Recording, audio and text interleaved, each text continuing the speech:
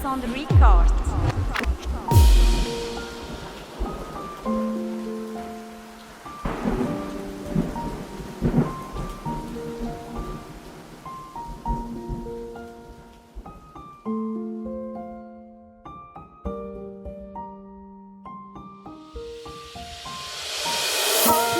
Nanao irery anatsapany tena fity, ny fitin'omeny anao tena matotra fa tsy vasivasy. Navony anao daholo ny fitiavany rehetra, nomeny anao daholo tsy mba nasiny fery.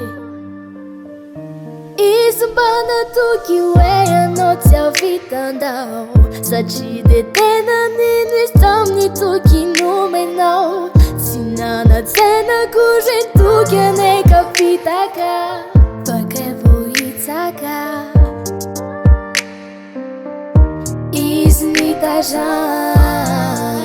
ny toma sy ny fo,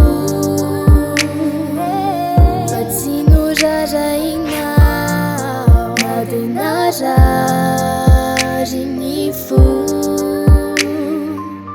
Miezaka ihany izy nanampitamby anao, nataony avoko zay rehetra sitraponao. Notaterainy daholo zay rehetra tianao, saingy indrisy ny fitiavan-taona ilikao. Fitiavana matran-tiavana anao, saingy tsy mamety hitsapanao, fa nataonao kilalao, le fony efa kilanao. Le vizy tianozonanao, tsy mba hiantsotody akory, na mampiaza nataonao na de nampahory. Izy tianozonanao